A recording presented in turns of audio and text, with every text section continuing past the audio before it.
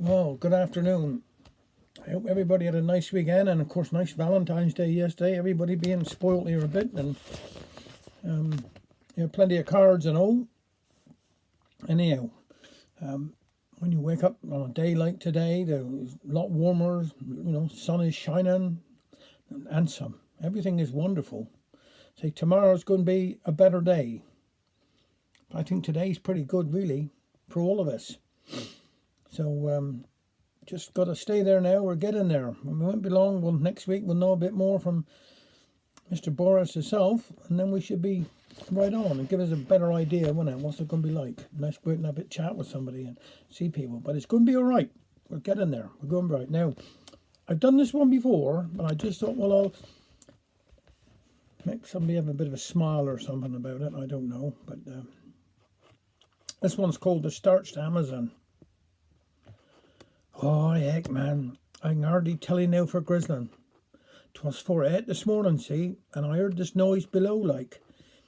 Well, I thought 'twas my ma or one of my grandchildren, and I wasn't expecting no one. And then I heard the strangest sound, like a linnet 'twas, all shrill and high. Mr. Tonkin, dear, are you awake? It's Nurse Tiddy. I'm here for Nurse Barnacote. She's had a fall, poor soul. Will I come straight up? And then I hear these feet stanking up the stairs, heavy like a infantryman. Thought she'd be going for the planchon any time. Well, when the doors open, 'twas like a vision, a starched Amazon. And then, without no invitation, she starts bustling. I'll straighten your covers and draw your curtains, Mr. Tonkin. Fresh air to aid the circulation. Am I right, Mr. Tonkin? And she turns and looks over her glasses at me. I must have looked like a cornered ferret, hair like a furze bush. Oh, it makes me ache to think of 'em. And then she reaches into this bag, takes out some books and starts reading. Tonkin, Arthur John Samuel, bed bath, twice weekly. You don't mind if I call you Arthur, do you, Mr. Tonkin? Well, I was struck dumb, as you can imagine. And I think she took that as a no, because she's carried on with Mr. Tonkin this, Mr. Tonkin that, and where does it hurt, Mr. Tonkin? And tell me if you're uncomfortable, Mr. Tonkin. And then as quick as you like, she's on me, pulling back the bedclothes and dragging off my nightshirt. Well, I can't pretend I didn't need a bath. You know me. Never was one for all that, and for a second, I felt a touch of embarrassment. But then she started soaping up, and I forgot all about him. Now, she wasn't no ever gardener or nothing, but hell, I aren't going to start getting particular at my time of life, so I just lay back and took him. Imagine it, man. 1 minute, I'm sleeping like a babby, and the next, an angel in apron is smothering hands all over me. I aren't religious, as you well know, so I knowed I wasn't in heaven, and I thank God for that, else I'd miss him. Well, she was prodding and pummeling and stroking me from my toes to my nose, and all the time paying me little compliments, all concerned like about my welfare.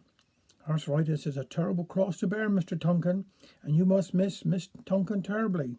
Then, with a final sluice down and flanneling behind the ears, she was gone, quick as she came.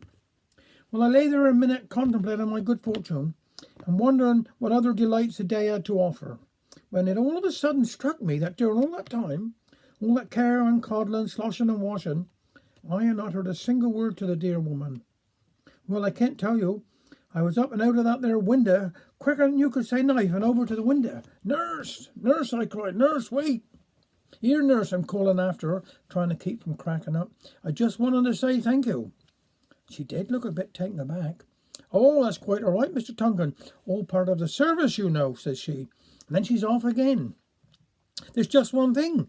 I'm calling after her. Yes, says she. Yes, what is it, Mr. Tonkin? Well, you see, I aren't Mr. Tonkin. He's the miserable old bugger that lives next door. Now, this one's Mother's Pastas. This one's by James Davy. Mother's pastas, I'll have you know, were nothing but the best. Full of taters, turnips and some beef, they were far better than the rest. We took them down the weir for tea. We took them up Trencrom. By train, we took them twopence to eat upon the prom. Pollard's coaches took the weight on chapel trips to Loo, loaded down with saffron buns and Mother's pastas too. I'll take one down the station. Father had to have his tea. I never used to mind it all. There'd be a corner left for me. We ate them when we went to school. We ate them through the war. They kept us going when times were tough. We couldn't have asked for more. If I could turn the clock back years, now wouldn't that be grand? Once more I'd sit on Ale Beach with mother's pasties in my hand. Thanks very much.